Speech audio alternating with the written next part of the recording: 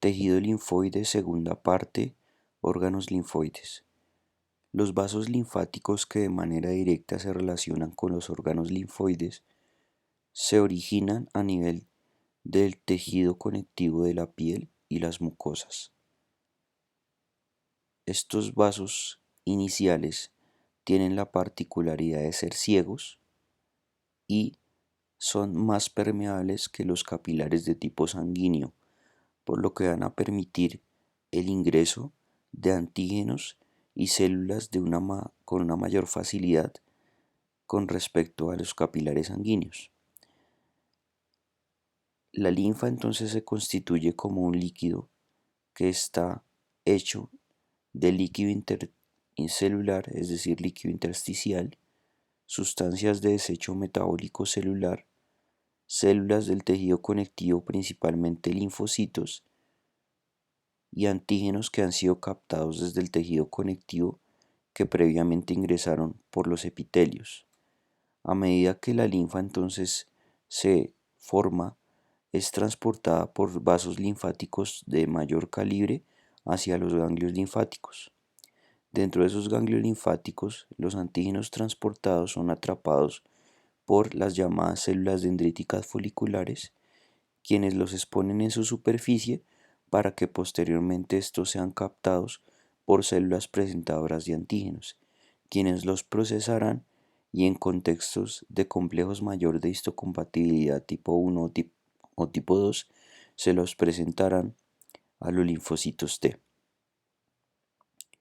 La circulación de linfocitos a través de los linfáticos y también del torrente sanguíneo les permitirá entonces desplazarse de un sitio a otro del sistema linfoide durante sus procesos de maduración y alcanzar los lugares donde son requeridos de acuerdo a su activación como células efectoras o como células de memoria inmunológica.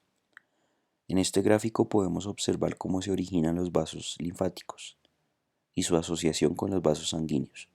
A nivel de los tejidos conectivos de la piel y las mucosas, se originarán vasos que son ciegos pero altamente permeables, que son los capilares linfáticos.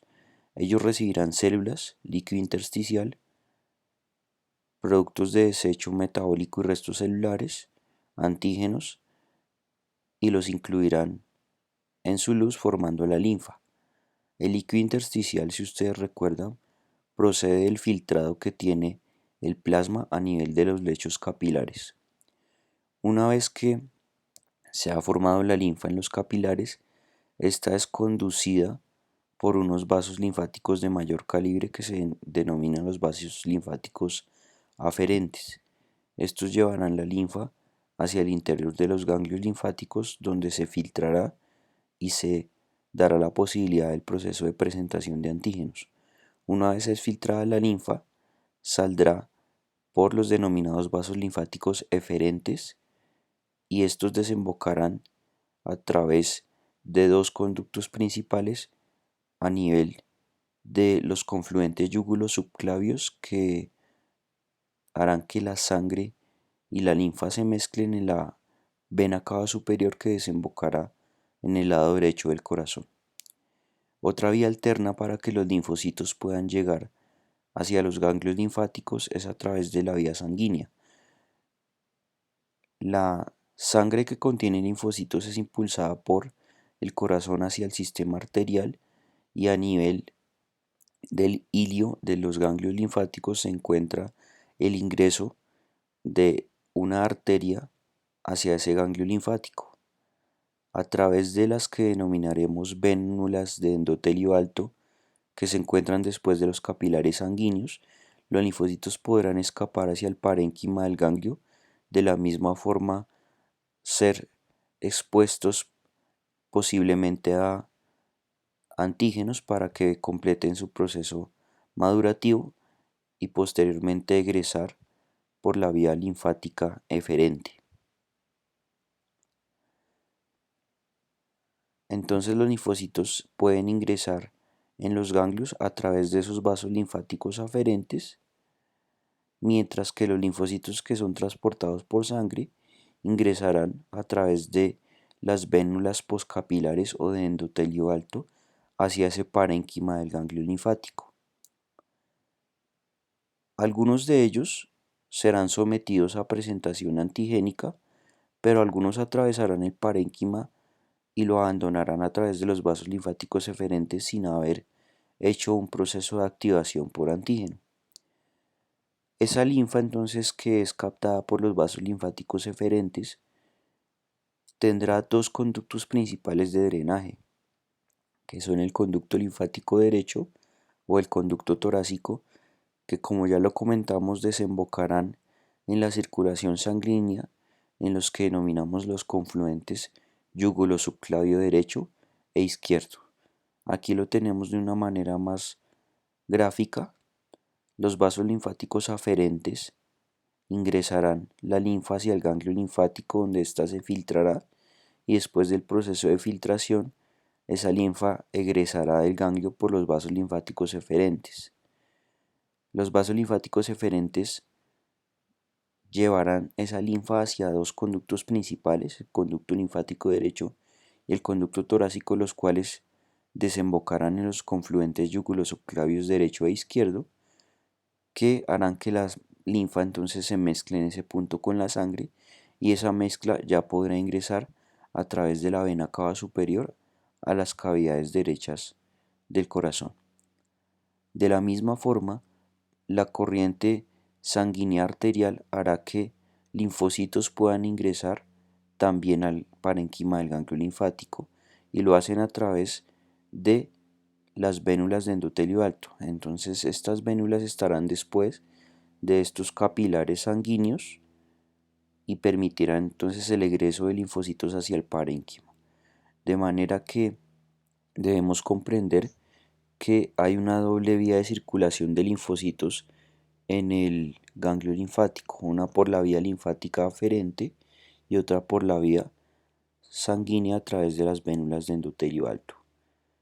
Los ganglios linfáticos que se encuentran interpuestos a lo largo de esos vasos linfáticos van a estar posicionados en diferentes áreas corporales, pero van a tener una mayor concentración en ciertas regiones, haciendo lo que llamamos estaciones ganglionares. Y esas estaciones ganglionares son importantes a nivel cervical, mediastinal, axilar, mesentérico y al nivel de inguinal.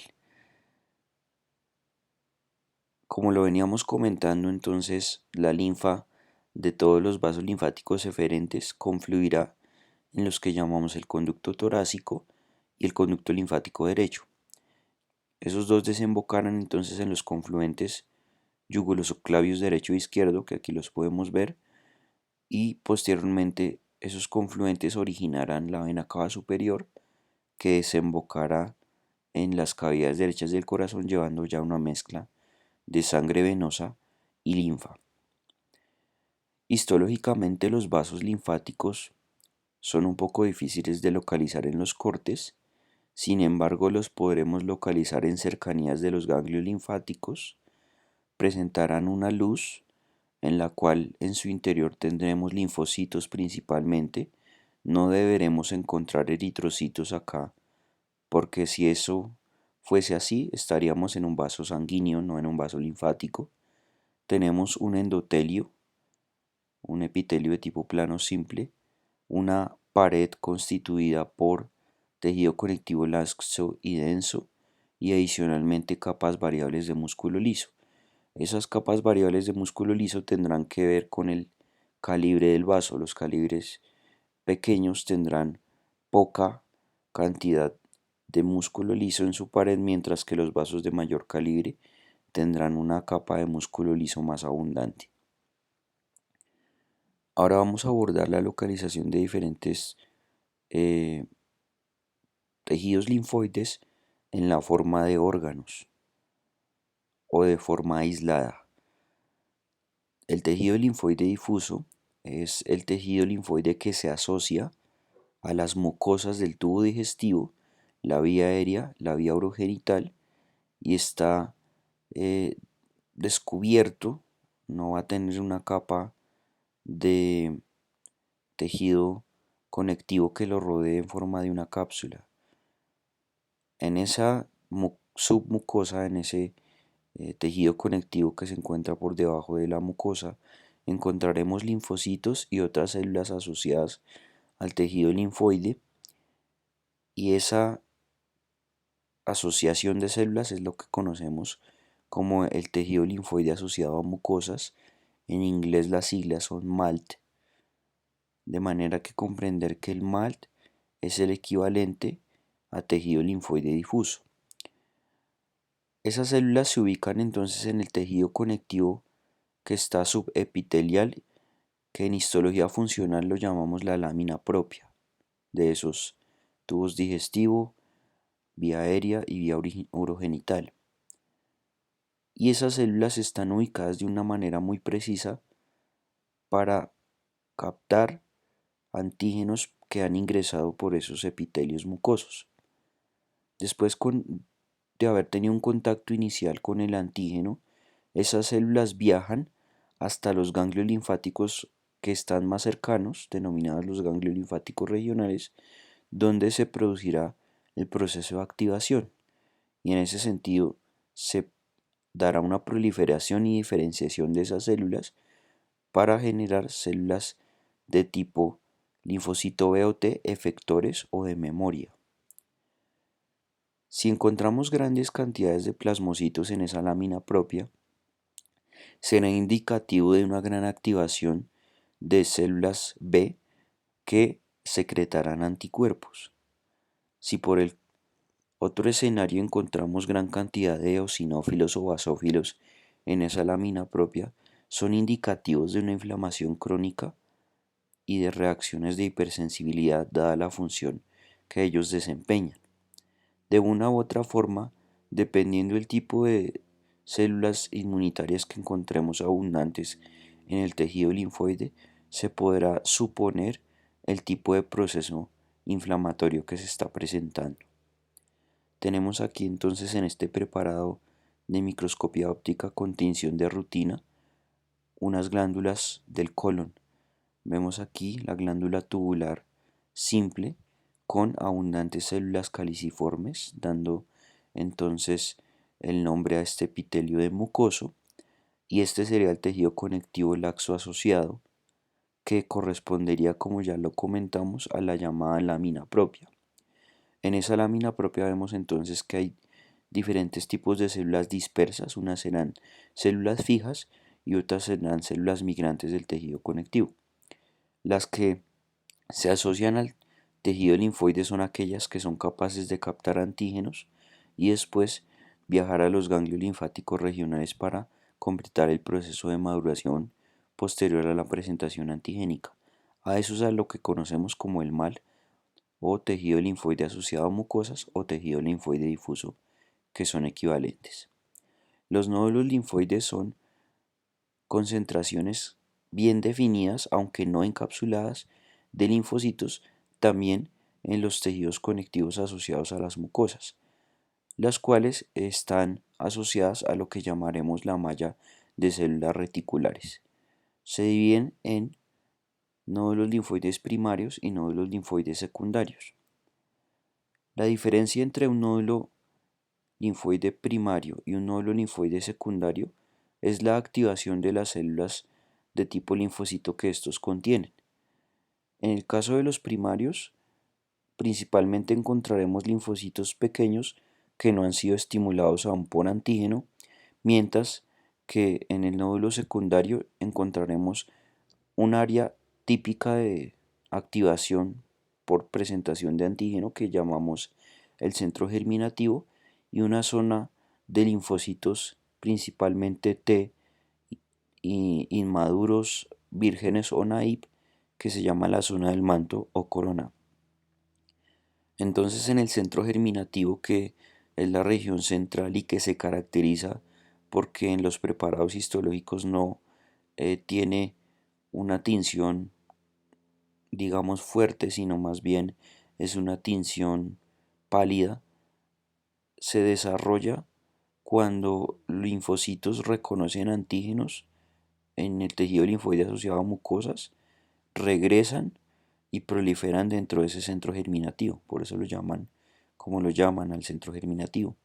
Encontraremos linfoblastos acá, plasmoblastos, células dendríticas foliculares, linfocitos T helper y macrófagos. Con esta presencia del centro germinativo, entonces intuiremos que el centro germinativo es el resultado de la activación y proliferación de linfocitos T, de la diferenciación de células B en plasmocitos o linfocitos B en memoria, en la aparición de esas células plasmáticas por esa diferenciación de linfocitos B y producción de anticuerpos. Mientras que la zona del manto o corona es el anillo externo de linfocitos pequeños que rodea el centro germinativo, pero son linfocitos de tipo naive, no estimulados ni tampoco en miras de realizar un proceso de diferenciación o de proliferación.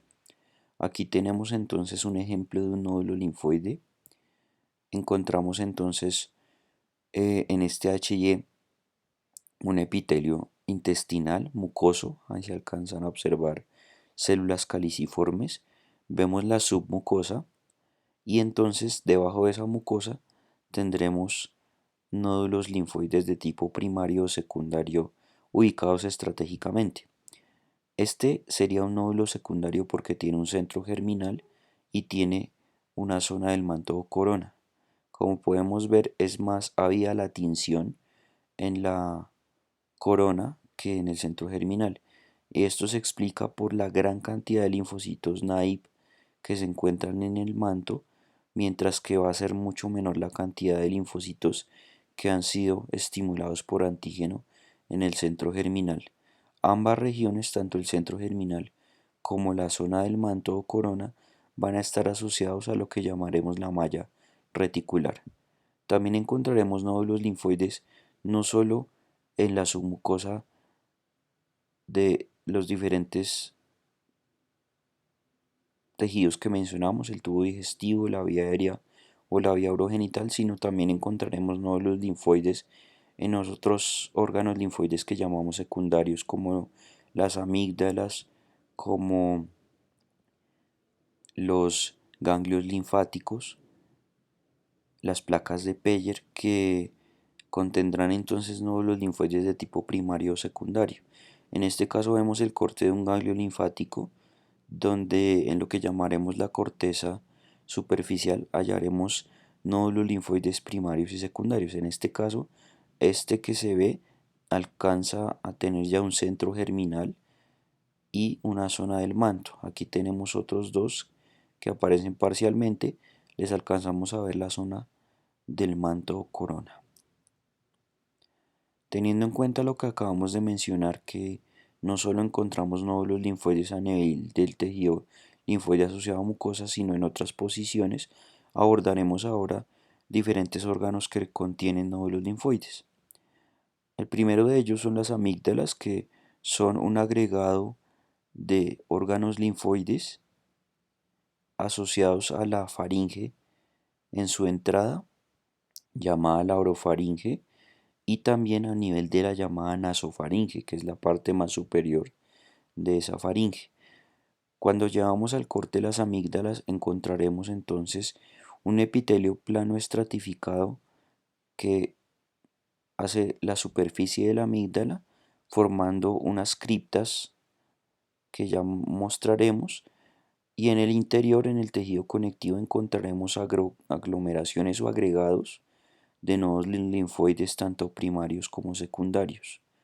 Una característica importante es la no presencia en las amígdalas de vasos linfáticos aferentes, es decir, que encontraremos los linfocitos que están ahí, pero transportados por vía sanguínea más no por vía linfática. Tendremos vasos linfáticos de tipo eferente para egresar algunos linfocitos, pero no aferentes para que ellos puedan llegar a la amígdala. Las amígdalas se conocen como amígdalas faríngeas o adenoides, amígdalas tubáricas, amígdalas palatinas y amígdalas linguales.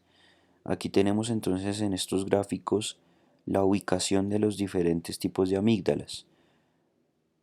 Aquí tenemos entonces la cavidad oral en apertura total, con fijación de la lengua, vemos el paladar blando con la ula, el istmo de las fauces. Tendremos también entonces aquí lateral en el istmo de las fauces las que llamamos las tonsilas o amígdalas palatinas, una derecha, una izquierda. A nivel de la base de la lengua, que sería el tercio posterior, encontraremos las amígdalas que llamamos linguales. Si nos vamos hacia la parte superior de la faringe, esta sería la orofaringe y esta la nasofaringe, podremos ubicar las otras dos amígdalas, las que llamamos adenoides y las que llamamos las amígdalas tubáricas. Esas se asocian con la trompa faringotimpánica o trompa de Eustaquio. El anillo que conforman esas amígdalas se denomina clínicamente el anillo amigdalino o anillo de Waldeyer. Cuando tenemos entonces en el corte las amígdalas, vemos que tienen un epitelio plano estratificado en su superficie. Ese epitelio se invagina en algunas regiones formando una especie de tunelizaciones que se denominan las criptas amigdalinas. Vemos en el tejido conectivo ya asociado a ese epitelio la presencia de una gran cantidad de agregados de nódulos linfoides, ya sea de tipo primario o secundario. Recuerden que los primarios no van a estar organizados, mientras que los secundarios sí tienen una organización en un centro germinal y en una zona del manto o corona que se puede observar en varios de los que tenemos acá. Nos están mostrando ahora la ampliación de esta región. Tenemos aquí la cripta, el epitelio plano estratificado correspondiente a esa amígdala y los nódulos linfoides en la profundidad del tejido conectivo asociado. Aquí se ven parcialmente algunos agregados de linfocitos que corresponderían a estos nódulos linfoides que están en proximidad a esa cripta. Otras áreas donde encontramos nódulos linfoides son las denominadas placas de Peyer, que son agregados de nódulos linfoides con linfocitos T y B localizadas en lo que llamamos el ilion terminal. El ilion es la porción más distal del intestino delgado y precisando el ilion terminal es aproximadamente los últimos 30 a 40 centímetros del ilion que contactarán con el ciego en la válvula iliocecal. Encontraremos a lo largo del intestino grueso y delgado algunos nódulos linfoides solitarios o individuales, pero no podremos llamarlos placas de Peyer, ya que el nombre de placa de Peyer es exclusivo de acúmulos de nódulos linfoides en el ilion terminal. Aquí tendremos entonces una placa de Peyer, sería el corte de un ilion terminal de manera transversa, al igual que las diferentes porciones del tubo digestivo del ilion va a tener una mucosa, una submucosa, una muscular y una serosa. Aquí tendremos entonces la mucosa que está constituida por ese epitelio tubular ramificado con células caliciformes abundantes. Tendremos la submucosa, la muscular y la serosa. Entonces a nivel de la submucosa encontraremos esos agregados de nódulos linfoides que ustedes pueden observar aquí. Como también pueden observar hay unos nódulos de tipo primario como este o este y hay unos de tipo secundario en los cuales ya se pueden identificar el centro germinativo y el manto. En esos cúmulos es lo que denominaremos las placas de Peyer. Si los vemos de manera individual, no podríamos hablar de placas de Peyer. El apéndice cecal es otro órgano que contiene nódulos linfoides. Es una evaginación de la primera porción del colon que se llama ciego y en su lámina propia hay una infiltración importante de linfocitos localizados en muchos nódulos linfoides. Ese abundante tejido linfoide es importante durante las primeras etapas de la vida e indicativo entonces de que el apéndice será un órgano linfoide en su momento, pero con la edad que va sucediendo, que los linfocitos van desapareciendo de esas ubicaciones, van también desapareciendo los nódulos linfoides, a lo que denominamos involución del tejido linfoide, considerando ya después de algunos años que el apéndice no tendría la misma función inmunológica que tendría durante la primera década de la vida.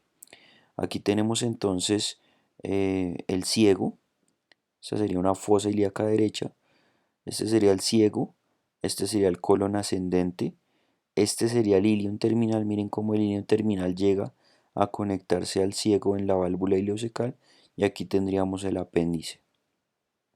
Llevando el apéndice a un corte histológico, en este caso en transversal, vemos acá que tiene las mismas capas clásicas del tubo digestivo, una mucosa, una submucosa, una muscular y una serosa.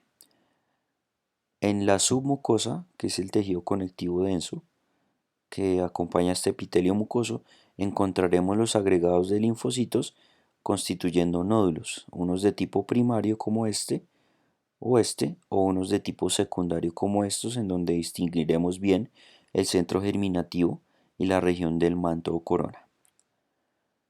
Otro órgano típico que contiene nódulos linfoides son los ganglios linfáticos. Como ya lo habíamos mencionado, ellos están interpuestos a lo largo de los vasos linfáticos y se concentran en ciertas regiones como las axilas, el cuello, la región inguinal, la zona de los mesenterios y el mediastino. Son órganos que tienen un tamaño variable que puede oscilar entre unos pocos milímetros y hasta centímetros, y son órganos que poseen una cápsula de tejido conectivo que permitirán entonces el filtrado de la linfa y, a través de ese filtrado, acceso a antígenos que pueden ingresar por las barreras de la piel o las mucosas, y en ese ganglio, en su interior, entonces los antígenos captados harán que se activen linfocitos específicos con miras a producir células efectoras o células de memoria. Los vasos linfáticos entonces son de dos tipos asociados a esos ganglios linfáticos, unos se llaman aferentes y otros eferentes. Los aferentes, como ya lo mencionamos, transportan linfa hacia el ganglio y lo penetran en la zona convexa, ya que tienen una forma riñonada. Habrá una superficie convexa y una superficie cóncava. Entonces, en la región convexa es donde ingresarán esos vasos aferentes, mientras que los vasos linfáticos eferentes extraerán linfa del ganglio y se encuentran en la región cóncava, que denominaremos área del ilio. En esa región del ilio, adicional a los vasos linfáticos eferentes, también encontraremos los vasos sanguíneos y los nervios asociados a ese ganglio linfático. Hay unos elementos propios de sostén de los ganglios linfáticos denominados la cápsula, las trabéculas o cordones y el tejido llamado malla reticular. La cápsula es un tejido conectivo denso de tipo irregular que va a rodear el ganglio. Esa cápsula emitirá una serie de septos denominados los cordones o trabéculas, que también entonces estarán diseñados por tejido conectivo denso irregular, formando una sectorización en el parénquima del ganglio que denominamos los lobulillos. La malla reticular estará compuesta entonces por las llamadas células reticulares, unas fibras reticulares que estas células producen y otras células asociadas al tejido linfoide. Ya profundizaremos en un momento esa malla reticular. Entonces aquí tenemos el esquema de un ganglio linfático. Como podemos ver, tiene una forma riñonada, tiene una región convexa y una región cóncava. Tendremos una cápsula de tejido conectivo que está ubicada en todas las porciones salvo en la región del ilirio. Vemos los vasos linfáticos aferentes que ingresan por esa cápsula hacia el parénquima del ganglio, vemos cómo la cápsula envía unos septos hacia el parénquima denominadas las trabéculas o cordones. Tenemos también la presencia de los lobulillos que son eh, formalizados por la presencia de las trabéculas. Tendremos también entonces los vasos linfáticos eferentes que sacarán la linfa y están ubicados en la región del ilio. En el ilio también encontraremos el ingreso de arterias, la salida de venas y el ingreso también de nervios hacia ese ganglio linfático. Ahora tenemos acá entonces ya un corte histológico para mirar las mismas regiones. Tendremos la parte cóncava, donde está el ilio, la parte convexa, que estará recubierta en su totalidad por la cápsula. Esa cápsula se extiende hasta la región cóncava, pero no cubrirá la región del ilio. En esa región convexa encontraremos la llegada de los vasos linfáticos aferentes. Tendremos desde la cápsula la emisión de los tabiques que formarán entonces esos cordones o también llamados trabéculas y segmentamos entonces en los llamados lobulillos. Algo que podemos ir observando es la presencia entonces de los nódulos linfoides dentro de este ganglio. ¿En qué consiste la malla reticular? Entonces la malla reticular está constituida por una serie de células y por fibras reticulares. ¿Cuáles son esas células? Las células reticulares, las células dendríticas, los macrófagos y las que llamamos las células dendríticas foliculares. Las células reticulares entonces son una especie de fibroblastos modificados que sintetizan y secretan componentes de matriz extracelular propios de la malla reticular, como lo son el colágeno tipo 3, que constituirá esas fibras reticulares, y la llamada sustancia fundamental, que en los órganos se conoce como estroma.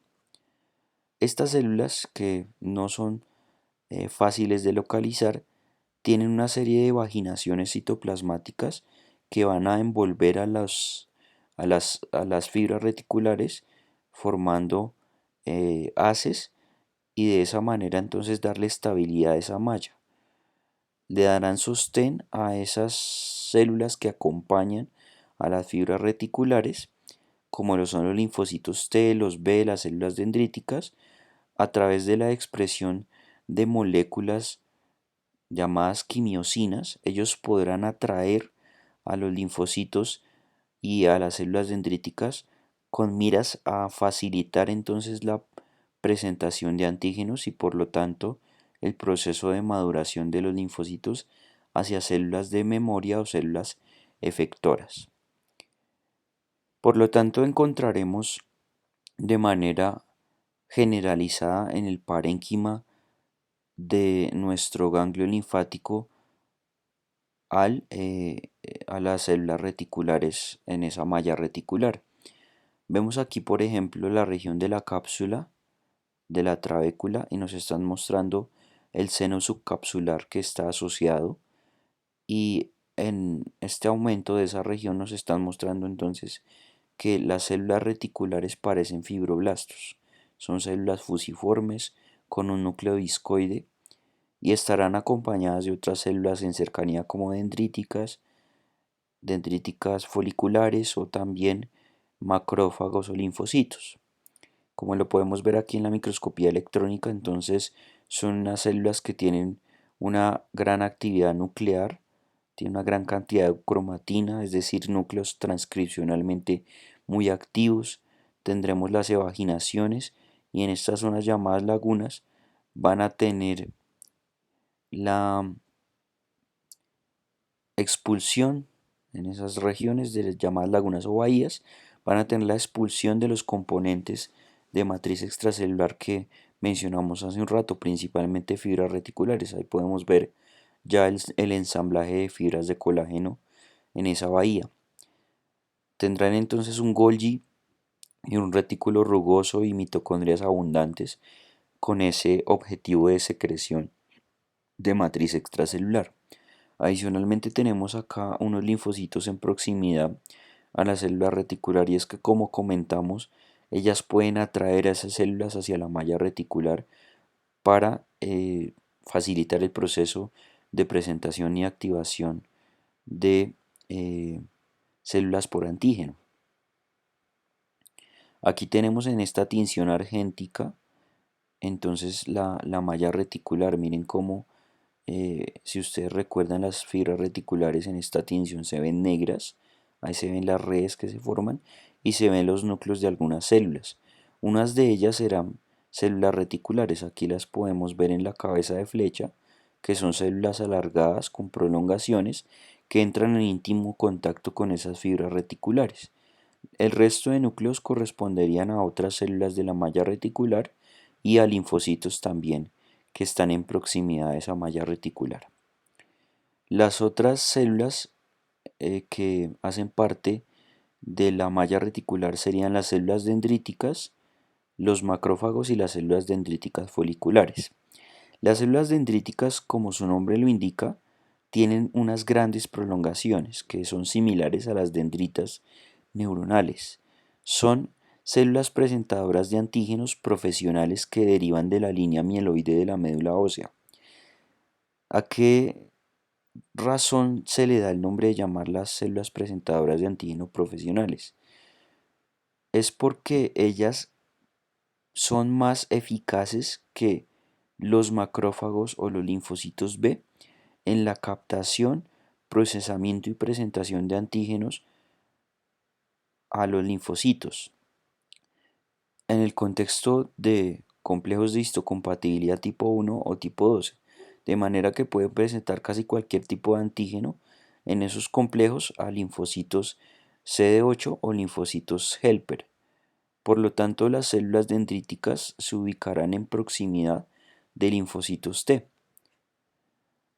Los macrófagos que ya habíamos discutido en la sesión previa de células del tejido linfoide son células fagocíticas, pero al tiempo son presentadoras de antígeno, por lo tanto presentarán en contextos de complejo de histocompatibilidad tipo 1 o tipo 2 y tendrán moléculas coestimuladoras en su superficie, pero no en la misma medida que las células dendríticas.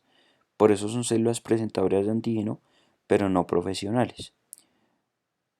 También tendrán una intensa capacidad de fagocitosis de materiales extraños que puedan endocitar y posteriormente procesar para presentar antígeno. Las células dendríticas foliculares, el nombre se asocia con las anteriores, pero estas no son presentadoras de antígeno. Las encontraremos entonces principalmente en los nódulos linfoides, en la región central y esas evaginaciones múltiples que tienen los citoplasmas de estas células dendríticas foliculares lo que hacen es interdigitarse entre los linfocitos B a nivel de ese centro de los nódulos linfoides. Los complejos de antígeno y anticuerpo son captados por estas prolongaciones dendríticas, se adhieren de manera fuerte y luego van a ser entregados a los linfocitos B. Estos complejos antígeno y anticuerpo se adhieren por los llamados receptores FC de los anticuerpos. Si ustedes recuerdan, en la sesión anterior hablamos que los linfocitos natural killer también eran activados de esta manera, a través de la unión de anticuerpos a esos receptores FC. Mediante esa recepción de anticuerpos con unidos antígeno, los linfocitos B podrán captar desde las células foliculares esos antígenos para procesarlos y luego presentarlos. Entonces estas prolongaciones dendríticas de la célula dendrítica folicular retendrán esos antígenos durante periodos de tiempo variables que pueden ser cortos o prolongados, pero no son CPAs, no endocitan esos antígenos, no los procesan ni tampoco los presentan a linfocitos de tipo T. No tienen, por lo tanto, a pesar de su nombre, complejos de histocompatibilidad de tipo 2, solo tendrán el tipo 1, pero no hacen presentación de antígenos. Aquí vemos entonces gráficamente una célula dendrítica folicular, vemos cómo tiene unas prolongaciones delgadas, muy ramificadas, y vemos cómo en esas prolongaciones están em, los linfocitos de tipo B asociados. Con respecto a la arquitectura de un ganglio linfático, debemos tener en cuenta esa constitución en unas zonas muy delimitadas que se llaman la corteza y la médula del ganglio linfático. La corteza es la porción externa del ganglio, pero no encontraremos esta a la altura del ilio. Consiste en una masa de tejido linfoide y unos senos linfáticos asociados, que son conductos para linfa y que provienen de los vasos linfáticos aferentes. Entonces tendremos dos regiones dentro de esa corteza, la llamada corteza superficial y la llamada corteza profunda. En la corteza superficial encontraremos linfocitos organizados en nódulos linfoides, ya sea primarios o secundarios, y la porción entre la médula y la corteza superficial que no tiene nódulos pero sí tiene gran cantidad de linfocitos T, es lo que denominamos la corteza profunda del ganglio linfático. La médula será entonces la porción interna del ganglio linfático y estará constituida por algunos cordones de tejido linfoide asociados a los llamados senos linfáticos medulares, que ya mostraremos de dónde, de dónde aparecerán o a quién se asociarán.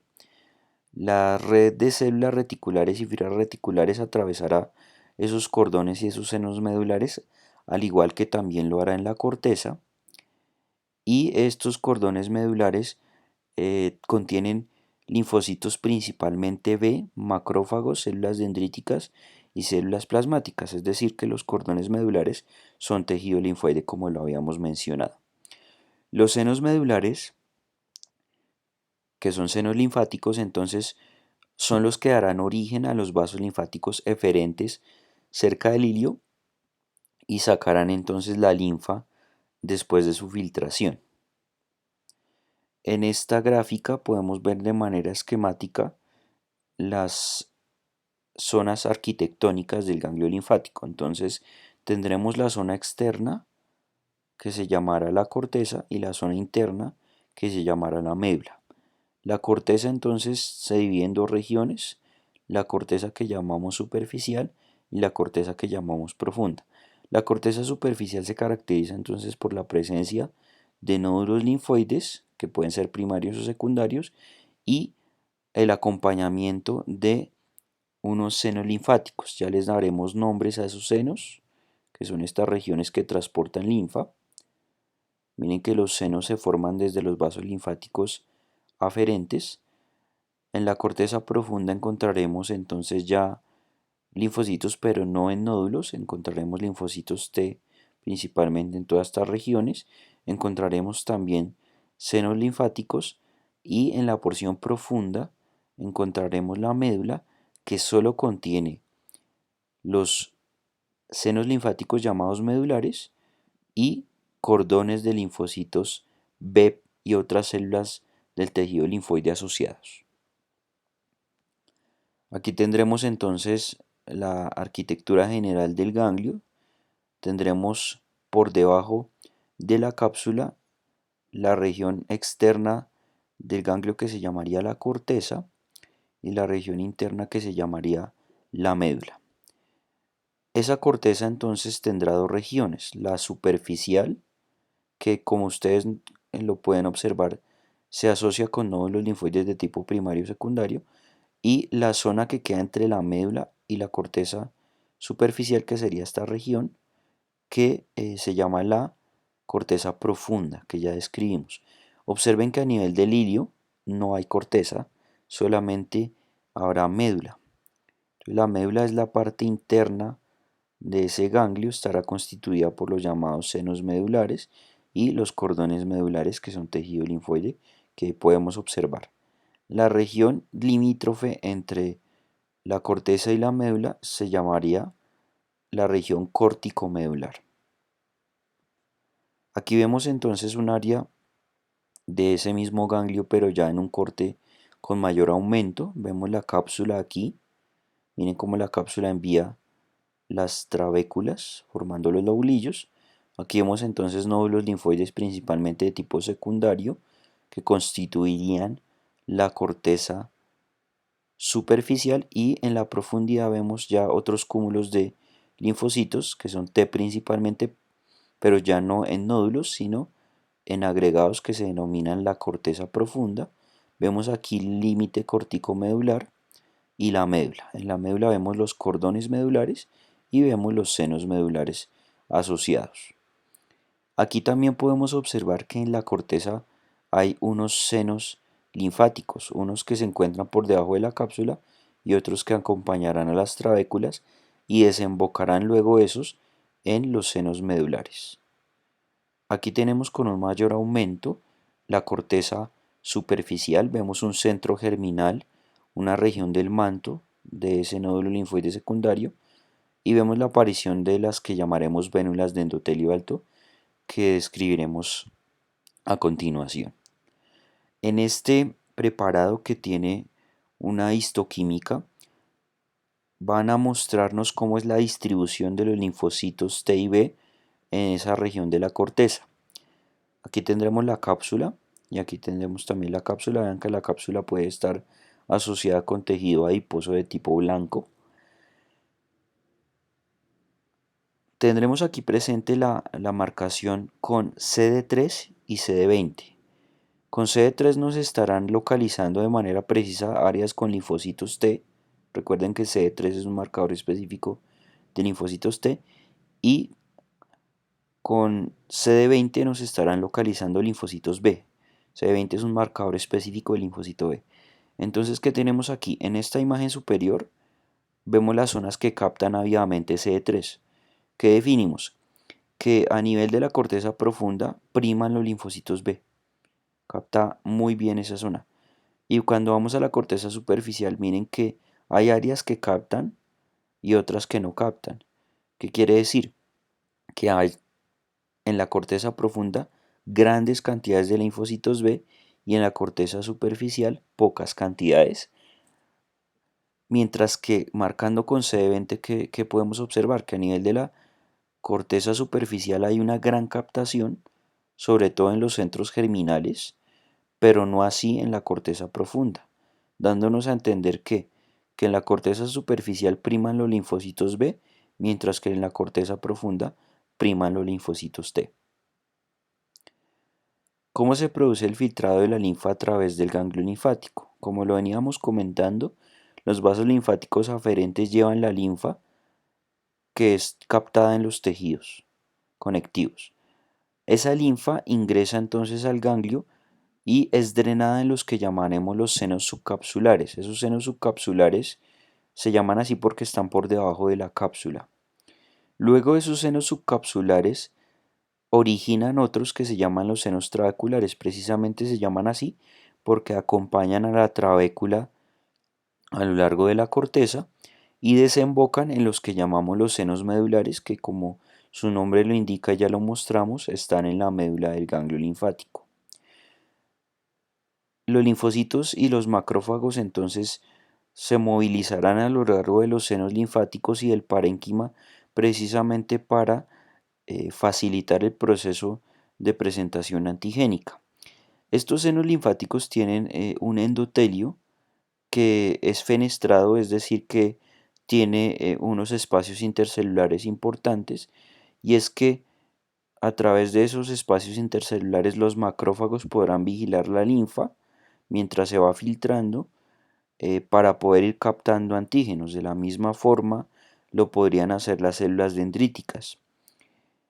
Entonces, a medida que se filtra esa linfa, las fibras reticulares entonces también permitirán el atrapamiento de esas células que han captado antígeno o de los linfocitos T que también puedan llegar a través de quimiotaxis, lo mismo que linfocitos B, para facilitar entonces de este modo todo el proceso de presentación antigénica y también de activación por antígeno de esas células efectoras o de memoria.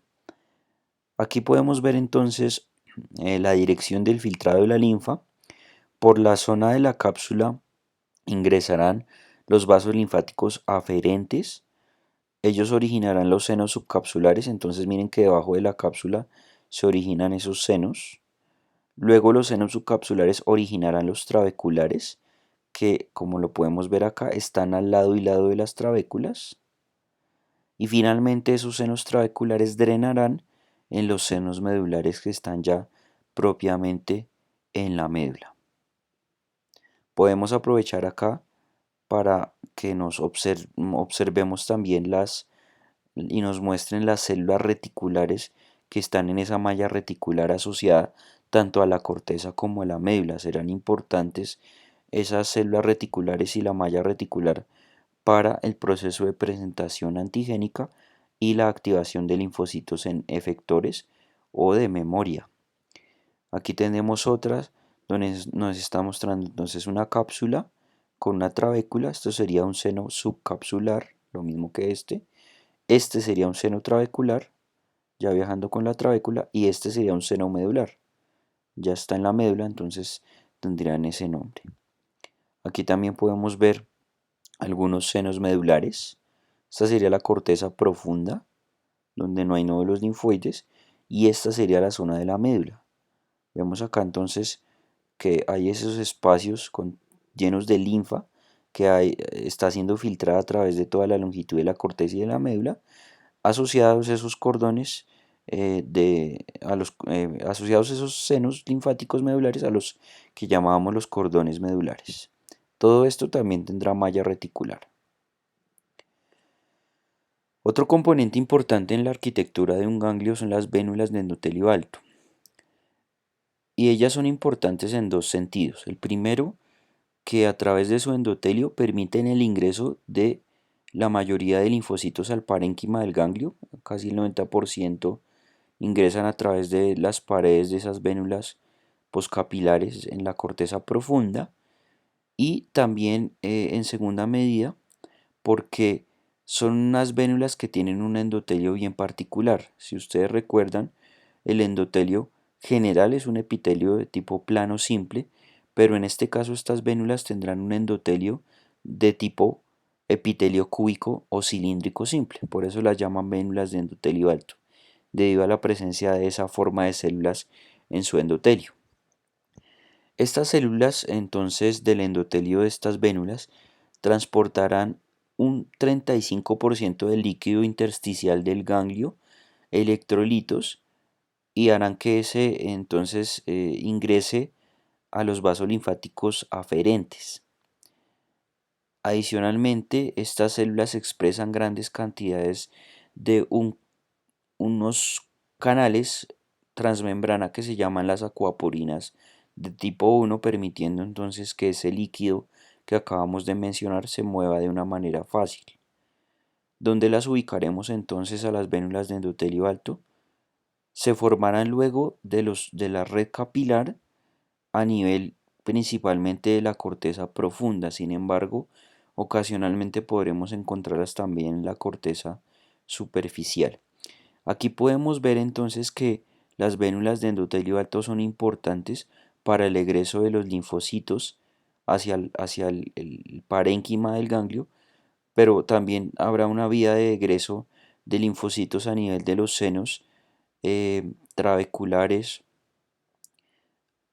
en la corteza, dando una doble vía entonces de ingreso de linfocitos al parénquima, una por vía linfática y una por vía sanguínea. La más importante sería la vía sanguínea porque dijimos que las vénulas de endotelio alto permiten el egreso del 90% de los linfocitos.